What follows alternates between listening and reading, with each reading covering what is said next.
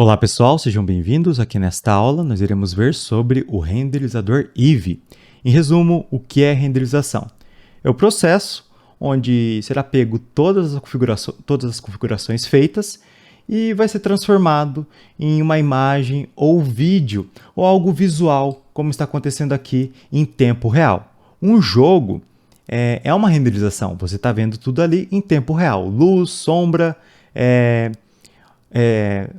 reflexos, texturas, enfim, isso é uma renderização, transformar tudo que você configurou em algo visual. Então vamos lá, o que é o Eevee? O Eevee é um renderizador em tempo real. Ele vai pegar tudo que você configurou e já vai gerar algo visual aqui para você. Tudo em tempo real, enquanto você navega, tudo que você fizer já aparece ali nas configurações. Isso é uma evolução na área de renderização, porque antigamente nós tínhamos apenas os renderizadores como os cycles. O que acontece?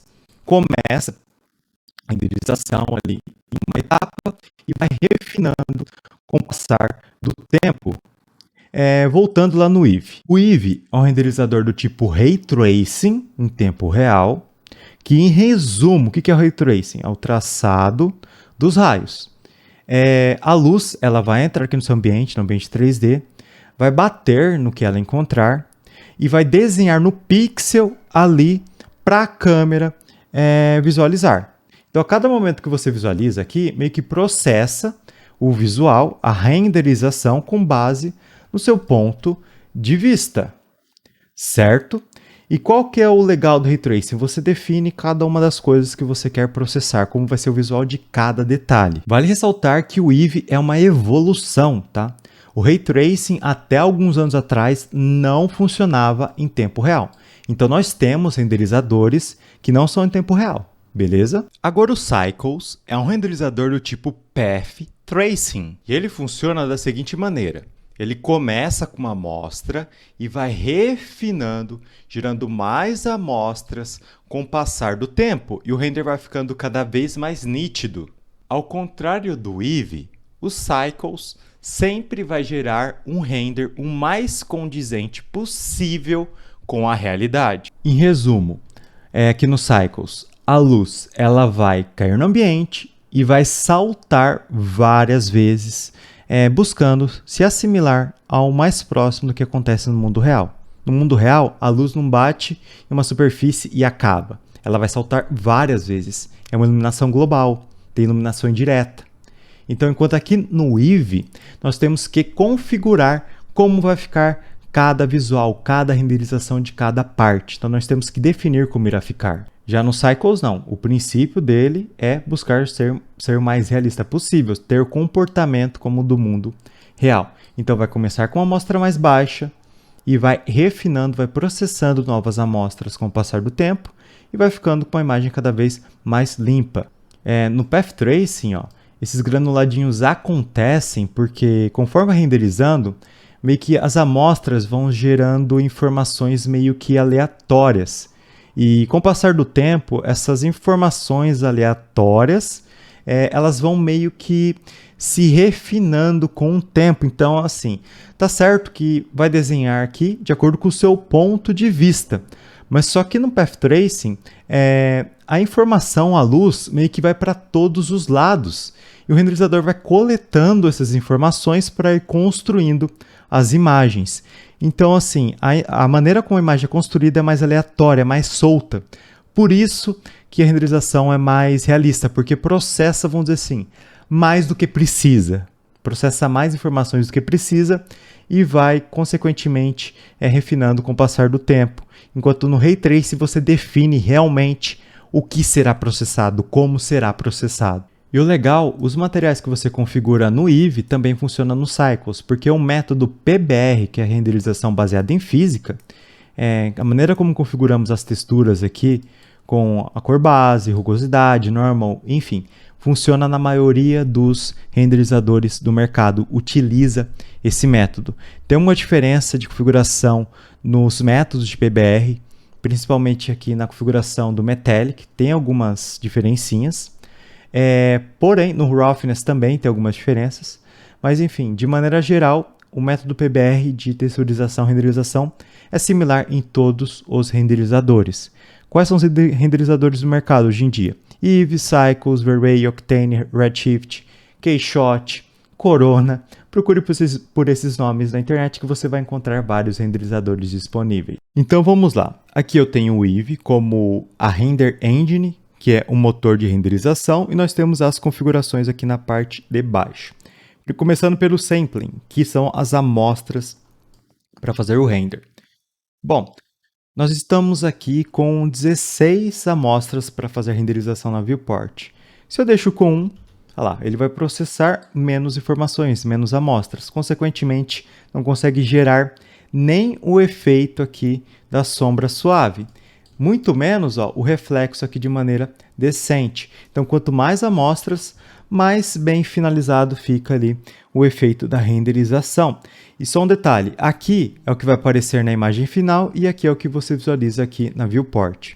Como o Eevee vai ficando pesado com o passar do tempo, conforme vai aumentando sua cena, você pode optar por deixar aqui o viewport em 1, só para você navegar aqui sem pesar muito no computador, e deixa aqui um valor mais elevado quando você for renderizar a imagem final. Vou deixar o padrão aqui, 0, não é padrão 0 na verdade, mas o 0 tem uma renderização infinita. Aqui nós temos o ambiente occlusion, que é oclusão de ambiente. O que é oclusão? É fechamento.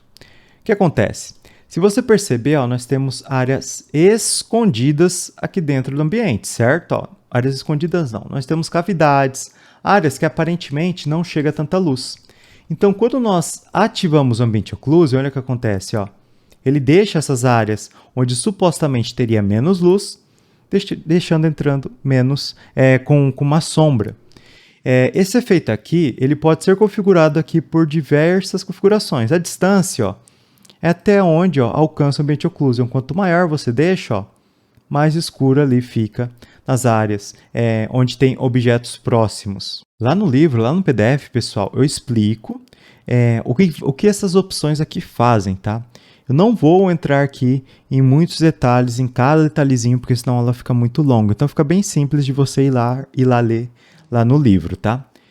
Então, beleza, pessoal. O Ambient Occlusion ele vai deixar as áreas onde tem geometrias próximas mais escuras para simular essa oclusão de ambiente, que é local onde a luz chega com menos intensidade. Nós temos o Bloom, que é meio como se fosse uma pós-produção para dar um brilho em áreas luminosas. Eu vou adicionar um cubo e vou colocar um material. Perceba que tem emissão, né? Vou deixar branca e vou deixar a emissão aqui em 10. Olha só, isso aqui, na verdade, é uma pós-produção, viu, pessoal? Se eu desativar aqui, some, porque, de fato, ele não está gerando luz no ambiente. Se eu vir aqui na luz, apertar o olhinho, ela some. Tá vendo que não está gerando luz no meu ambiente? Se eu tirar daqui, opa, deixa eu voltar aqui, Se eu tirar pera aí, Daniel, Se eu apertar GZ e jogar para cá, não tem luz aqui no meu ambiente, Tá vendo que não tem luz ali na parede nem nada do tipo? Por quê? O Eevee você tem que configurar como será cada tipo de efeito aqui dentro. Agora no Cycle, se eu vir aqui, a luz emitida através do cubo ali pela emissão. Então, tá vendo? Aqui a gente consegue perceber algumas diferenças. Mas como que eu faço para o objeto emitir luz aqui dentro? Daniel, eu vou ensinar isso mais adiante no próximo capítulo, na próxima aula. Enfim, então o Bloom é meio que um efeito de iluminação meio que para suprir essa deficiência de não ter essa emissão de luz em tempo real aqui no primeiro momento. E eu falo que ele é uma pós-produção também, pessoal, porque você encontra isso no Cycles fazendo uma composição, fazendo uma pós-produção, tendo Premiere, After. Então Bloom é conhecido também como Glare em outros programas. Nós temos aqui o Subsurface Scattering. O que é isso, Daniel? Subsurface Scattering, que é a dispersão da subsuperfície, nada mais do que vai simular a luz passando através de um objeto. Vou deixar aqui o meu macaquinho e vou colocar uma luz aqui atrás dele. Vou rotacionar aqui no eixo X e colocar aqui. Em resumo, vai fazer o seguinte. Eu vou colocar material. O efeito de Subsurface Scattering já vem por padrão. Isso aqui é só a qualidade desse efeito, a quantidade de amostras. Mas se eu colocar aqui Subsurface em 1 e colocar a cor dele aqui de repente em vermelho, ó, olha só, a minha luz passa através do objeto e fica vermelho. Vou vir aqui e apertar H, ó. Opa, peraí, tá batendo em cima? Peraí, aperto H aqui e vou deixar só a luz de trás, ó. Eu vou aumentar a força aqui, a força da luz, de repente para 150. Olha lá, tá vendo o efeito do Subsurface Scattering? Ah, Daniel, se eu aumentar a quantidade de samples aqui, se eu deixar em 1, o efeito fica sem efeito, na verdade. Quando eu aumento para o máximo, ó, olha o meu efeito muito mais refinado.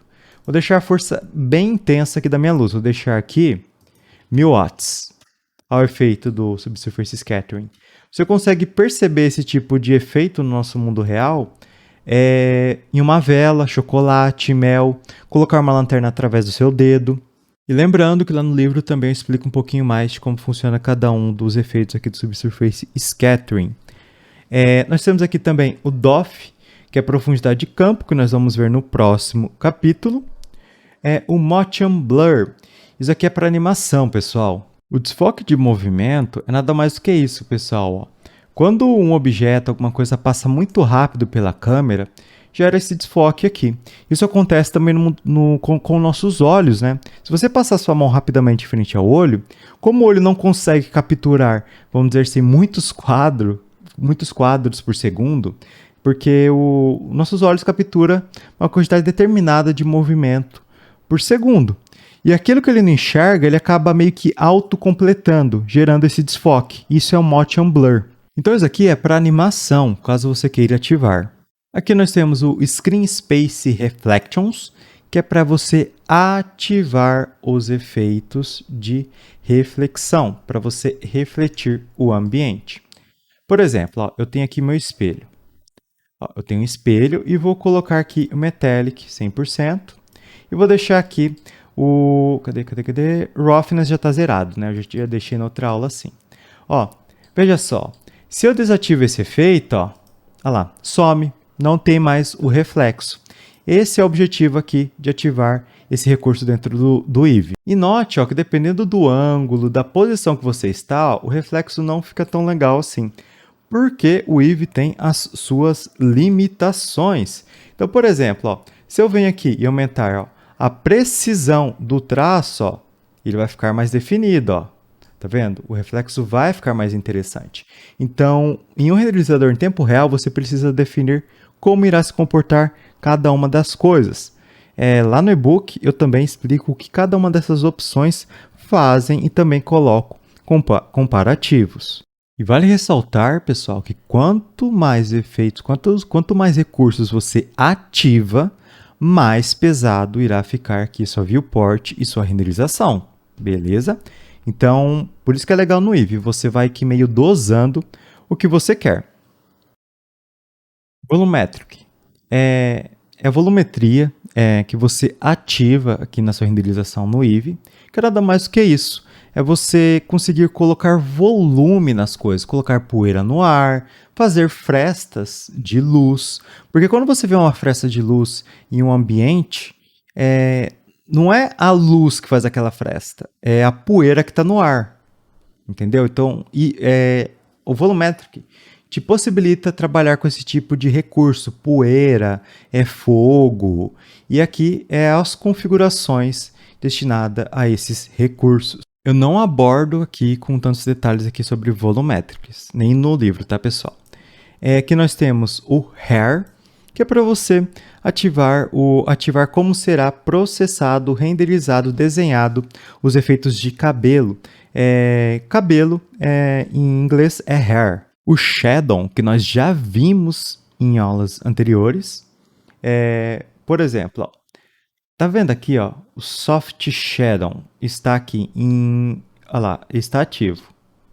Agora nós temos uma das configurações mais essenciais aqui do Eevee, que é a configuração de sombra. Ó, eu estou com o recurso de sombra suave, soft, é suave, shadow, que é sombra, ativo. Se eu desativar, nós não temos mais a sombra suave de acordo com o tamanho da luz. E aqui no Cube Size é nada mais do que a resolução da sombra da luz do tipo área, eu já falei isso anteriormente, mas reforçando, da luz do tipo área, spot e point. Quanto menor o valor aqui, deixa eu diminuir aqui, retrair aqui, beleza. Ó. Quanto menor aqui o valor de Cube Size, mais serrilhada não, menos refinada fica a nossa sombra. E quanto maior a resolução, mais bem feita ela fica. Melhor fica seu render, mais realista. Porém, isso aqui deixa o render mais pesado. O Soft Shadow vai permitir aquele negócio de deixar a luz mais suave de acordo com o tamanho da luz. O Cascade Size, ele controla a resolução da sombra da luz do tipo Sun. Por que cascata? Eu imagino que tenha colocado o tamanho cascata porque a luz do sol aqui no Blender, quando você coloca, ela é infinita. Ela é uniforme para o ambiente inteiro. Ela não tem um alcance, ela vai pela cena inteira desde que você deixe. Então, por isso que a cascata vai acontecendo assim, em cascata, sempre, né, uniforme. Aqui nós temos o Indirect Light, que é para você processar a iluminação indireta. É para você fazer com que aquele cubo, por exemplo, ilumine o ambiente. É para você fazer a luz rebater na hora que entrar embaixo da mesa. Então, pessoal, nós temos que processar o efeito de luz indireta como acontece no Cycles. Não vai acontecer de maneira tão realista, porém nós podemos ter resultados espetaculares quando nós trabalhamos aqui com o Indirect Light. Nós vamos ver mais sobre Indirect Light no próximo capítulo. Nós temos outras configurações aqui que não nos interessam aqui, pelo menos nas aulas, não que não sejam úteis. E nós temos aqui o Color Management, que é o gerenciador de cor que nós vamos ver na prática no futuro. Agora, pessoal, algumas considerações de configurações que devemos fazer no Eevee, tá? Eu vou selecionar aqui minha luz e vou lá no painel. Aqui em Shadow nós temos o valor de Bias. O que ele faz? Perceba que no canto aqui dos objetos meio que fica faltando algo ali. Se você diminuir o valor de Bias, olha o que acontece. Você consegue aproximar cada vez mais a sombra ali dos cantos dos objetos. Vou colocar o 0.100, olha lá. Nós temos uma iluminação muito mais interessante. Então, por isso que... uma sombra mais interessante, né? Por isso que eu falei, o Eevee você tem que configurar cada coisa, de como irá se comportar sombra, luz, materiais e tudo mais. Não é como no Cycles, que a luz vai entrar no ambiente, vai saltar várias vezes e vai buscar ter o resultado mais próximo do mundo real. Uma outra coisa aqui também é a sombra de contato. Perceba que a luz era para ter uma sombra aqui bem de leve, né? Mas só que não tem. Se eu coloco a sombra de contato, veja só o que acontece. Nós temos um efeito, tá, pessoal? Olha lá, de contato das sombras. Então, as áreas assim, onde tem superfícies próximas, fica com a sombra de contato. Nós podemos, inclusive, mexer na distância dessa sombra de contato. Se eu aumento o valor dela para 1 metro, fica muito melhor. Não fica aquela coisa cortada como estava anteriormente. Só que perceba, que não vai influenciar só ali, também influencia aqui, né? Então você precisa dosar certinho a maneira como você quer que ela atue no seu ambiente. Mas, sinceramente, tem situações que não compensa ativar a sombra de contato, tá, pessoal? Nosso caso aqui, eu estou avaliando, eu acho que não compensa tanto assim. E só para exemplificar aqui o funcionamento do sombra de contato, nós temos o valor de Bias aqui também presente, né? Se eu aumento, olha o que acontece, a sombra de contato ela vai se expandindo, que é de verdade, ela vai se contraindo em relação à área onde ela deveria estar. Então, quanto menor o valor de Bias, mais ela se aproxima das áreas de contato dos objetos. Beleza? Daniel, e o thickness? Se eu aumento o thickness, a sombra de contato ela se expande. Até mesmo reforça o efeito do ambiente occlusion, tá joia? Então, dependendo da sua situação, você pode mexer no valor de Bias e no valor de thickness para poder mexer aqui na sombra de contato. Só para uma curiosidade, thickness significa espessura. Então, por isso, quando você aumenta, ela meio que fica mais espessa Olha lá a sombra de contato. Bom, pessoal, então isso aqui foi uma geral sobre os recursos do Eevee, que quis mostrar para você que era um renderizador muito poderoso, porém você tem que configurar, ativar as coisas que você quer presente na renderização. E lembrando, quanto mais coisas você ativar, mais pesado fica. Aqui não fica pesado na gravação porque eu tenho um computador potente, porque eu gravo aula, trabalho, faço freela, então eu tenho um computador legal para trabalhar com 3D e o Eevee eu posso usar bastantes efeitos que não fica lento. E se você quiser saber o que cada opçãozinha faz, você pode olhar lá no e-book que eu explico com detalhes para você compreender o que cada uma faz e também ter alguns comparativos.